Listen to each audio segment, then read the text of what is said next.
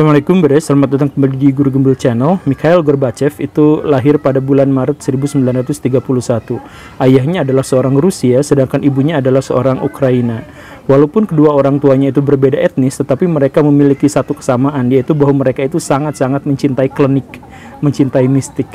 Nah, ketika Mikhail Gorbachev dilahirkan, dia itu mendapatkan tekanan yang sangat luar biasa karena kemiskinan, karena kebodohan dan kecintaan mereka pada klinik. Itu Mikhail Gorbachev hampir saja dibunuh waktu kecil karena dia sakit-sakitan, dia terlalu pucat dan dia nyaris tidak memiliki peluang untuk hidup katanya. Tetapi yang menyelamatkan dia itu adalah tanda mistik yang lain, yaitu di kepalanya itu ada sesuatu yang warnanya merah yang sangat kontras dengan kulitnya yang putih ketika dia dilahirkan. Dan ketika orang-orang kampung melihat itu, mereka melihat itu semacam peta Rusia. Sehingga ketika mau dibunuh karena terlalu sering sakit-sakitan, dikatakan bahwa orang ini tidak boleh dibunuh karena dia adalah malaikat. Dia adalah orang yang akan menyelamatkan Rusia di masa depan. Ini buktinya peta Rusia ada tergambar di kepalanya. Maka ketika dia dilahirkan, dia diberi nama Victor, tetapi diam-diam kemudian dia dibaptis dengan nama Mikhail. Maka jadilah Mikhail Gorbachev. Walaupun orang-orang kampung pada waktu itu memang sekedar meramalkan saja bahwa dia akan menjadi penyelamat Rusia di masa depan, pada faktanya kita mengetahui bahwa dalam sejarah Mikhail Gorbachev memang benar-benar menjadi penyelamat dunia. Kita mengetahui gara-gara Mikhail Gorbachev, maka ancaman perang nuklir itu terhenti. Gara-gara dia, perang dingin itu juga terhenti. Dan gara-gara dia, jutaan orang yang ada di dalam wilayah kekuasaan Uni Soviet sekarang mengalami kehidupan yang jauh lebih baik. Maka banyak orang yang kemudian berkesimpulan bahwa Uni Soviet itu diruntuhkan oleh seorang malaikat Mikhail. Begitu. Tetapi kenapa harus malaikat yang turun untuk menghancurkan Uni Soviet? Karena pada faktanya Soviet itu harus diruntuhkan oleh seorang malaikat karena dia didirikan oleh iblis. Di episode ini kita tidak akan menceritakan tentang malaikat Mikhail Gorbachevnya.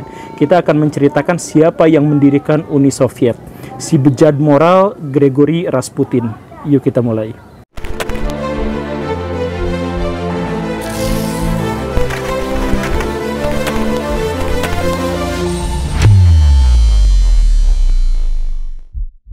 Kaisar Rusia Nikola II itu sudah mengalami kehidupan yang sangat luar biasa. Dia pernah dikalahkan dengan sangat menyakitkan. Dia menang dalam peperangan, wilayahnya sangat luas. Dia mengatur ini dan itu, dia mengeksekusi, memberikan hadiah dan lain sebagainya. Hal-hal yang sangat hebat yang biasa dilakukan oleh seorang kaisar. Tetapi ada hal yang sangat mengganjal dalam hatinya, yaitu bahwa setiap kali istrinya melahirkan, dia melahirkan anak perempuan. Nikola menginginkan ahli waris, Nikola menginginkan ada kaisar yang melanjutkan dirinya. Maka ketika istrinya itu hamil anak kelima, kemudian melahirkan dan ketahuan bahwa anaknya yang kelima ini adalah laki-laki, betapa girangnya dia. Nikola itu sampai keliling-keliling Rusia, bagi-bagi permen, sedekah kesini-kesini, numpeng, kemudian ngundang Ustadz Abdul Somad untuk bikin pengajian. Pokoknya semua dilakukan karena kegirangan yang sangat luar biasa. Tetapi kegirangan itu tidak bertahan lama. Alasannya adalah karena ternyata si anak yang dilahirkan itu sakit-sakitan, nangis, rewel terus sejak kecil itu. Setelah didiagnosis oleh dokter, baru ketahuanlah bahwa si anak itu mengidap hemofilia, penyakit yang juga menjangkiti buyutnya dari garis keturunan ibu. Apa yang menjadi masalah dari penyakit ini adalah bahwa penyakit ini tidak bisa disembuhkan. Di zaman sekarang bisa, tetapi di masa lalu tidak bisa disembuhkan. Dan penyakit ini adalah penyakit yang sangat rentan. Masalahnya siapapun yang mengidap penyakit ini, itu darahnya tidak bisa membeku. Jadi kalau dia robek misalkan, si darah itu akan keluar terus-terusan dan tidak bisa mengering si darahnya itu. Sampai orang yang mengidap penyakit itu meninggal. Nah, si anak ini mengidap penyakit itu.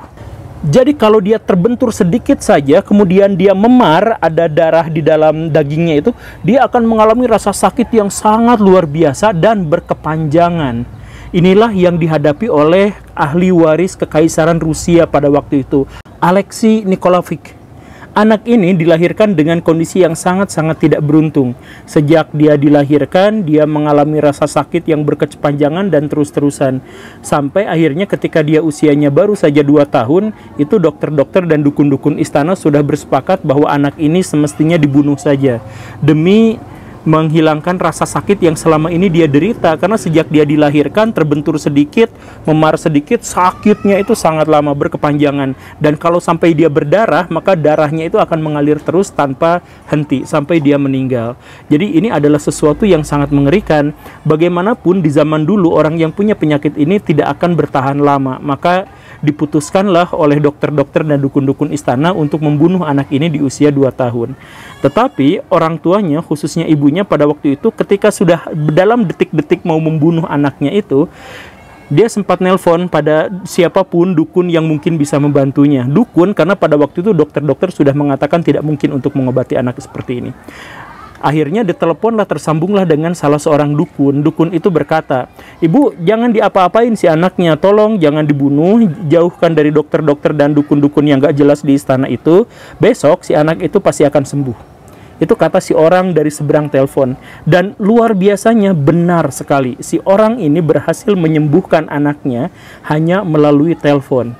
Siapakah orang yang dimaksud itu? Grigori Rasputin, tokoh yang akan kita bahas ini. Rasputin itu adalah seorang yang sangat misterius. Waktu kecil kita tidak tahu bagaimana latar ceritanya. Waktu dia remaja juga tidak ada catatan yang valid tentang kehidupannya.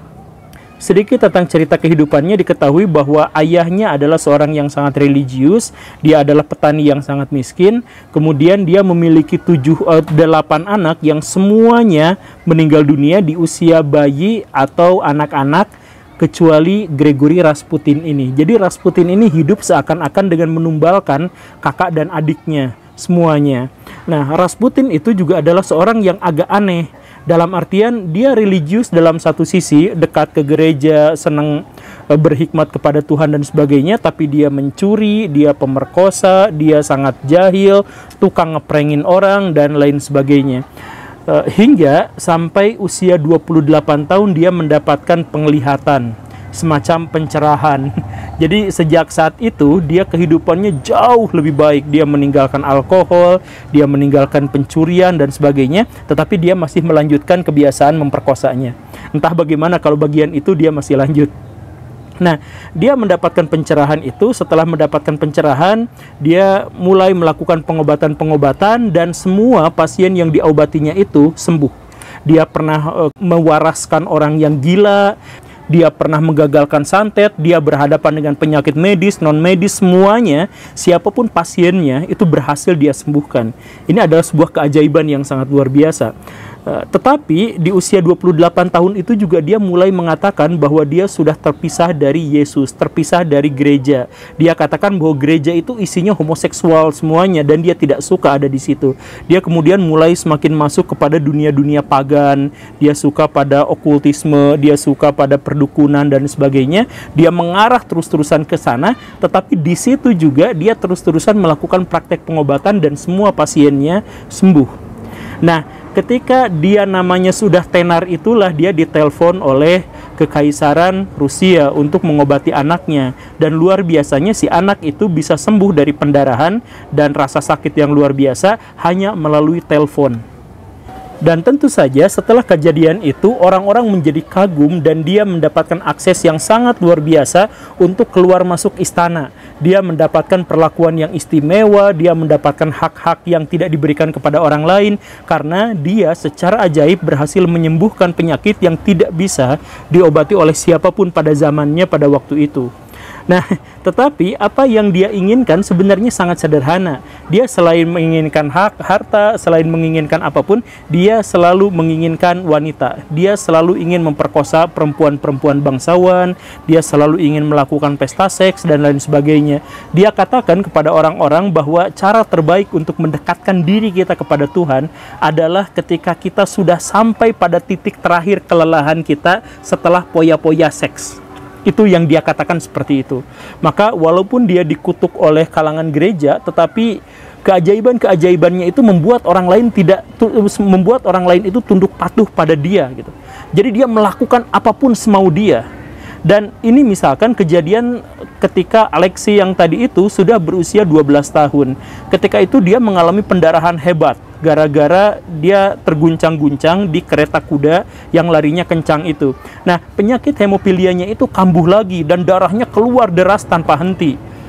Anaknya itu udah sekarat, udah demam tinggi, darah mengalir terus, udah mengigau, udah ini. Tapi si orang tuanya itu kan langsung ngirim telegram ke Gregory Rasputin. Tolong anak saya gini. Gregory ngirim balik telegram, kamu akan baik-baik saja. Kemudian dikasih doa sedikit, si anaknya langsung sembuh dan pendarahannya langsung terhenti. Dokter istana pada waktu itu menyatakan bahwa sepenuhnya ini adalah terkait dengan keajaiban. Tidak mungkin ada penjelasan medis dalam hal ini. Kata dokter istana seperti itu.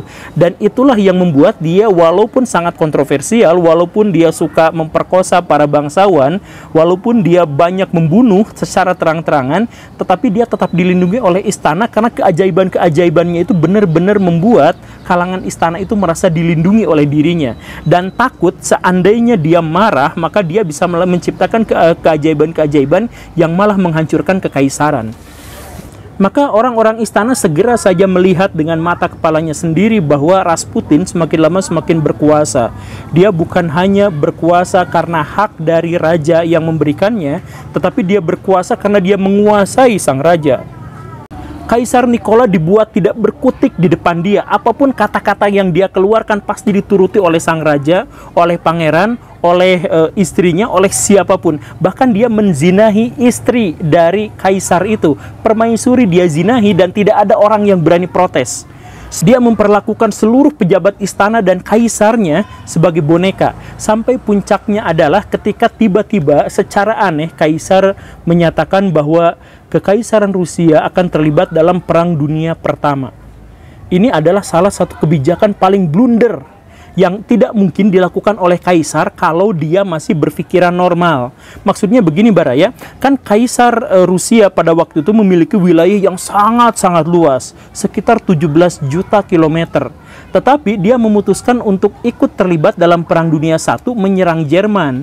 Ketidakmasukakalan ini dijelaskan oleh Vladimir Lenin, yang kelak kita akan mengenalnya sebagai pemimpin Bolshevik.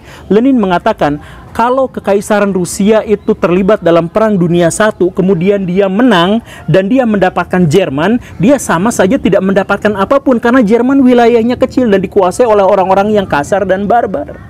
Tetapi seandainya Rusia kalah, Jerman yang menang, maka Jerman menguasai seluruh wilayah Rusia yang segede gaban itu. Dengan pertaruhan seperti ini, mana ada kaisar yang normal yang ikut campur masalah Perang Dunia I, melibatkan Rusia ke dalam pertaruhan yang tidak adil itu?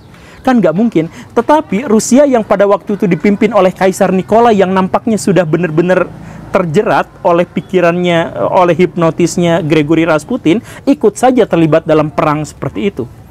Inilah yang akhirnya membuat beberapa orang pejabat-pejabat istana itu memutuskan untuk melakukan pembunuhan terhadap Gregory Rasputin.